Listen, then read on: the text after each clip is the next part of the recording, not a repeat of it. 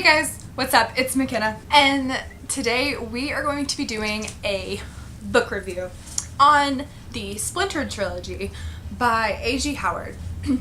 This is the Splintered Trilogy and an accompanying novella. So, let's get started. This is my first book review, and I feel like it's going to turn into a little bit of a rant review because there were more things in this book series that I did not like versus things that I liked. So, I will probably get a little ranty and there might be some language towards the end, but I will warn you guys.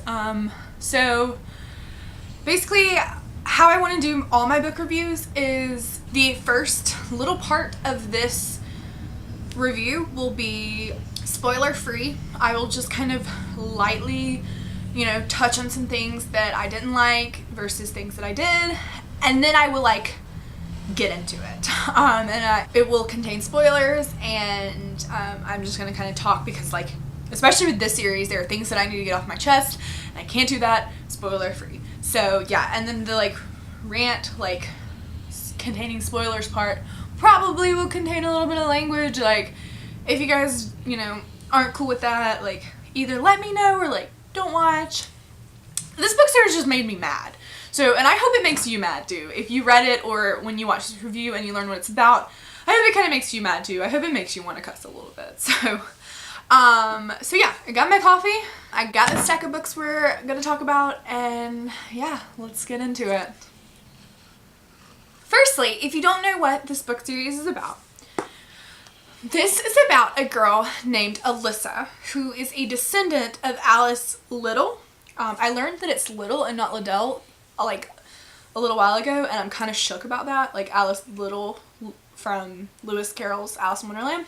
It's not Little, or it's not Liddell, it's Little. And I didn't know that until recently, and it kind of made me question my life a little bit. But anyway, so Alyssa finds out that she already knows that she's a descendant of Alice Little. She gets teased by kids in school because she's a descendant of this mad woman that Lewis Carroll wrote books about, which if I was a descendant of Alice Little, I would think that's the coolest thing ever. I would tell everyone I met, I don't know why kids are making fun of her because she's a descendant of Alice Little. I think that's weird. But whatever, kids will be kids. So she's 16 years old, and basically the overview is that she gets called back to Wonderland, and she has to go back into Wonderland and fix Alice Little's mistakes.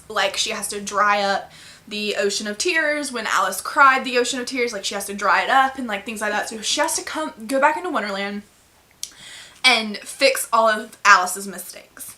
And that's the synopsis of the first book. And then the other two books and the novella kind of just go from there. And the plot line thickens and their things come out and basically, how all trilogies do. So first, let's do things that I did like. I loved A.G. Howard's writing style. It was beautiful. Which is why I'm so upset that she's a terrible author for her characters. Honey, just write good characters, please, because your book is beautiful. The world that she creates with Wonderland, she even creates a couple other worlds that have to do with Wonderland in the other books, and it is beautiful. Her writing style is so beautiful. That was the only reason I kept going, because just how detailed and how intricate she is with these worlds that she created was gorgeous. Even though Wonderland was already something that Lewis Carroll created himself, and she took it to a whole nother level, and she just described it so beautifully and intricately, and you could tell that there was a touch of the madness that Lewis Carroll brought into his books that was also in here, but she also gave it something very unique. And that was beautiful. And so, yeah, her whole scenery, her world that she described, I loved. It was so, so, so beautiful. But that was the only thing that I liked in these books. One of the things that I, really hated was the constant, romanticization of some really, really tough, issues that people go through. today, and I didn't like how she romanticized a lot of them. And I mean, like, it was everything. It was mental illnesses. It was abuse, and like, there's a character in here that's very just controlling over Alyssa, and just like, I don't like that. I don't like controlling men. And I don't like that being written like it's okay or that it's attractive, because it's not. If you're controlling, you're overprotective, and you're bossing someone around and telling them what they can and can't do, like, that's abusive, and that's not okay, and that's not something that's okay to write about, and it's not something that's okay to make attractive in a book. But if you do want to write a book about that and show how wrong it is, I feel like that's okay, not romanticizing it and making it seem attractive, because that's what she does. She also romanticizes a lot of child abuse. One of the characters in here, like, one of his defining characteristics is that he was abused. It's always, always, always talked about. Always. There's just something weird about the way she writes child abuse. And, like, she tries to say how bad child abuse is, but also, like, he's got, like, scars, and like, you find this out in the first chapter. Like, I'm not spoiling anything. It's Jeb, who is one of Alyssa's like love interests, I would say, and then Morpheus is the other one. And so Jeb is the one who was abused as a child. Morpheus is he is a person that they meet in Wonderland after Alyssa goes, and but Jeb was abused as a child. But it's like the way A.G. Howard writes his child abuse. It's like, he's got like cigarette burn scars, but Alyssa finds them attractive, and she's like always talking about them and always talking about how attractive they are, and always talking about how she wants to touch them and everything. And I just like, it creeped me out. Like, it was weird. It wasn't romantic. It wasn't hot that he had cigarette burns from his father. Like, that didn't make his character attractive to me. I would never, I would never find that sexy on someone, because it's such a haunting thing, and it's such a terrible thing that they had to go through. I would never find that attractive. So I don't understand why A.G. Howard thought that that was okay to write about how attractive his cigarette burns were. And then, like, she goes on in the novella. So, if romanticizing mental illness, abusive relationships and child abuse isn't enough for you, she also romanticizes sexual abuse in the novella. So, that was fun to read about, because that's okay too. But anyway, so yeah, so I hated that. I didn't like the ending. I felt like it was incredibly too convenient, to wrap things up. So, yeah. I would not suggest picking this book series up. It's terrible. It's terribly written. A.G. Howard is gross. Like, girl.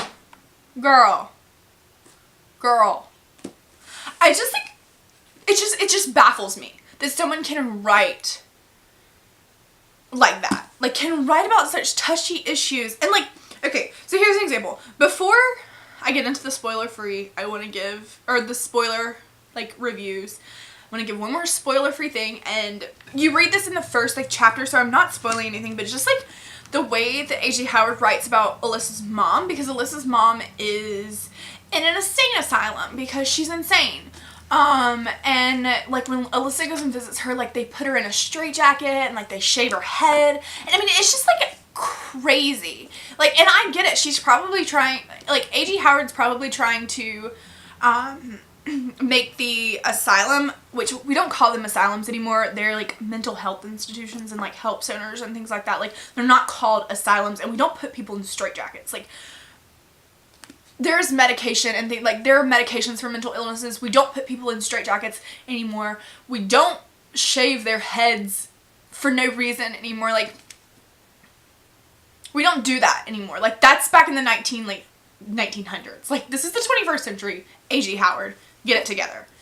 And so, basically, Alyssa's mom is just, like, treated so poorly in this asylum, and I guess, like, A.G. Howard's trying to make this asylum seem, like, really, really scary, and, like, the bad place and everything, and, like, she's trying to force that on you by, like, having Alyssa's mom in a straitjacket and blah, blah, blah, but, like, you can't do that! Like, you can't!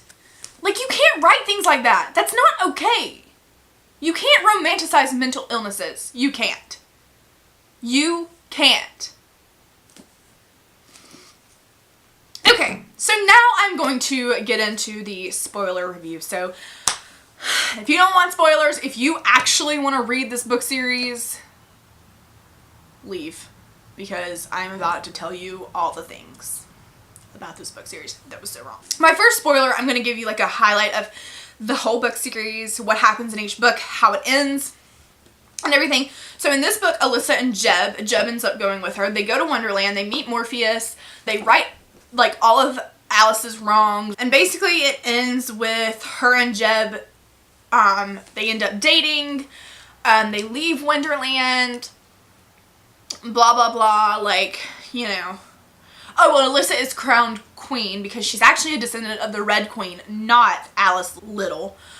She's a descendant of the Red Queen. The Red Queen, like, took her place in the real world and grew up as Alice Little instead of the actual Alice. The actual Alice stayed in Wonderland because the Wonderland inhabitants are actually these things called Netherlings, which, I don't know, it's just like this weird magical world, and they can, like, become humans and, like, grow up as humans, but then they return to Wonderland and are ageless. So that's what Morpheus is, that's what Alyssa is, half Netherling. Anyway, this book, which is Unhinged, which is the second one, is based completely in our world. She doesn't go back to Wonderland at all.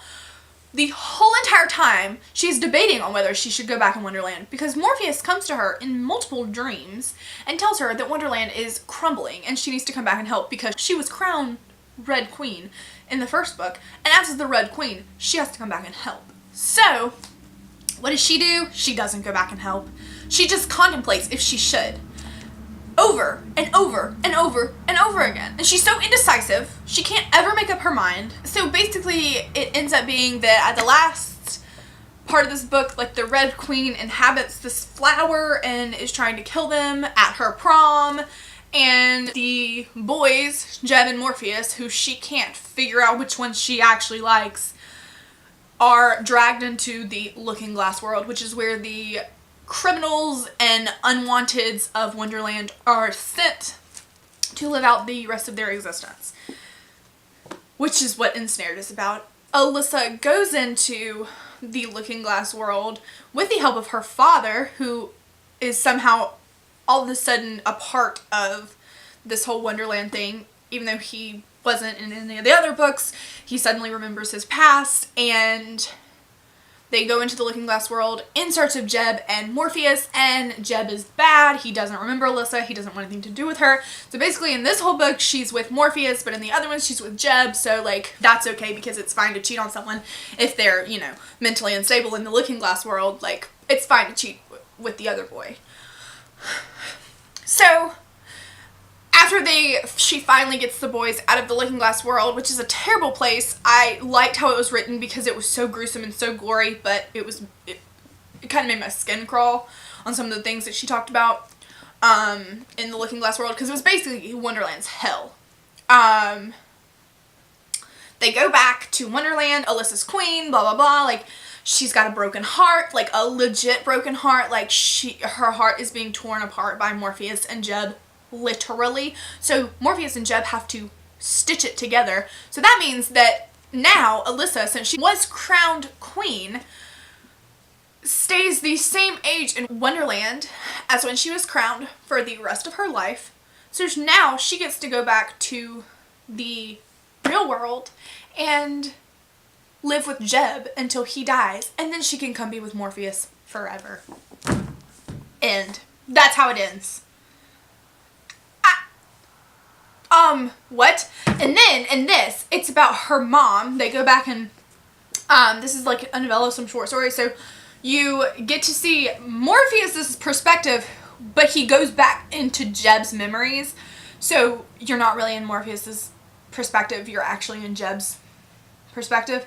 You get Alyssa's mom's perspective of when she met Alyssa's dad, and then you get a continuation of, like, an epilogue of Alyssa with Jeb, and then when Jeb dies you get the continuation of her with Morpheus. So, I loved the Morpheus character. I loved him. I loved him. I loved him. I feel like I need to like hold up a book while I'm talking. I loved him. I loved him more than anything. He was such a great character. He was such a contrast to Jeb, and he always called Jeb out on his bullshit. And he also called Alyssa out on her bullshit too, because she was bullshit. He just knew what was up, and nobody else did, and nobody else cared, except for they only like cared about themselves. So I absolutely hated the Jeb character. I talked a little bit about a character that was very controlling and overprotective and abusive to Alyssa, and that was Jeb. When the book starts, the first introduction you get of Jeb is Alyssa being mad at him because she wants to go study abroad for her last like senior year. She wants to do an exchange program in London, and he literally goes and tells her dad that she can't do it because it's too unsafe, and her dad listens to Jeb. Jeb is just their family friend. Like, who the hell does Jeb think he is? That he just can go and tell somebody's dad they shouldn't study abroad because it's dangerous. Bitch, I've been to London, okay? Like, yeah, it's dangerous in a sense, but, like, also it's okay. Like, Alyssa would have been fine. Anyway, then Jeb and Alyssa get to go into Wonderland, where, of course, Jeb absolutely hates Morpheus. Morpheus is the type that's, like, all, like, cunning, and he's just, like, you know, like, I'm better than you, like, I know it, but, like, in a good way. Like, he's fun. He's, like, the fun bad boy. And Jeb's, like, the try-hard bad boy. So, anyway, so there is literally one part that I was, like, so over Jeb. He was so gross, like, and it's pretty early in the book because it's right when he and Alyssa go into Wonderland, and Alyssa's, like, I have to go through, because they're at the, like, the door, right after the rabbit hole. And Alyssa's like, I have to go into Wonderland, like, I have to, you know, I have to go, I have to keep on going because this is, you know, this is what I'm here for, like, I'm supposed to be here. And Jeb picks her up, and it literally says explicitly in the books that her feet were dangling off the ground. Jeb picks her up, pushes her against the wall, and is like, no, you're not, we're going home.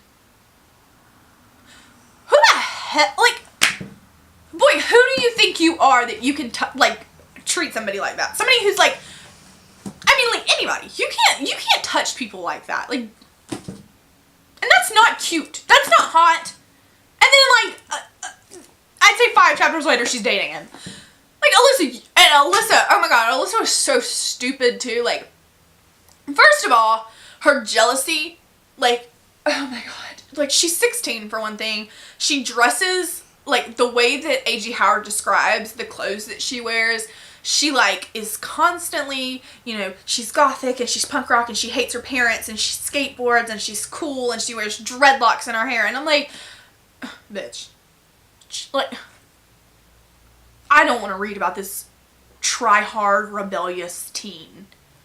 Because I went through those days when I was in 6th grade. Not in high school, and it was hard, but I got through it, and I grew up, and I hated middle school me like most of us do, because most of us went through our mom, this is not a phase in middle school. Alyssa is still doing this into young adulthood, and adulthood, because she still does it in the epilogue, too. She's still like this. Basically, Alyssa is just, like, overly jealous of anything Jeb does, in the second book, so I'm going to hold up in Unhinged for this part. In the second book, Jeb is suddenly he's a famous artist, and people are offering to pay him $20,000 for his paintings. Like, they're both artists, or whatever. But, like, who pays a high schooler $20,000 for their paintings? Like, paintings of Alyssa, by the way. They're paintings of Alyssa.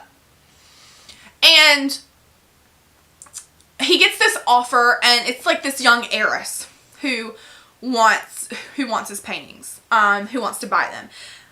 But Alyssa is like, oh, she's beautiful, like, blah, blah, she's so jealous, she hates this girl, and then she, like, the girl, like, the heiress asks Jeb to paint her, for $20,000, and Alyssa is like, no, you're not. Like, you're not. Like, you and, her boyfriend paint some girl for $20,000? And like, it wasn't like she wanted to do nudes or anything. She just wanted him to paint her. Like, you dumb bitch. That's $20,000. Which, I mean, like I said, who offers to pay a high schooler $20,000 for one thing? But also, and Alyssa's just gonna be like, no. We need the money, but no. Like, but, mind you, Alyssa can go and like, all but have sex with Morpheus and it's okay. Like, she's in love with Morpheus still, and she says it explicitly too. She's like, I'm in love with Jeb, but I'm in love with Morpheus. But that's okay. That's okay for Alyssa, but it's not okay for Jeb to have a attractive clientele. What? Oh god, and then here's the part. Oh my god, I just got this. But like, Jeb's like so worried about her losing her, like Alyssa losing her virginity, and he's like, you can't lose something that's so precious, like so preciously a part of you. Like, gag me with a spoon. Like, her virginity is yours. Her virginity is hers, and she can give it to whoever the hell she wants to give it to. And that goes for any girls, Alyssa or whoever. Whether you're real or in a book, you can give your virginity to whoever you want to, and don't let any boy tell you you can't. Okay, so this is what Morpheus says to Alyssa that was my defining moment of when I loved Morpheus. And basically, it was such a contrast to the Jeb character and how the Jeb character treats Alyssa, because the Jeb character is so overprotective and so abusive of Alyssa. But Morpheus says, you need a man who knows and understands you, Alyssa, both sides of you, a partner. He pulls my necklace and me closer. One who's your equal in every way. And I think that's so awesome that Morpheus is like that. That, like, he believes that he is not superior to Alyssa at all. He's her equal. Basically, the theme of his and Alyssa's relationship is that they are equals. And basically the theme of Alyssa and Jeb's relationship is that he is in charge of her. But I mean, guess who she picks? Jeb, obviously, because that's the obvious choice. Like, why would you want to be equal to a man?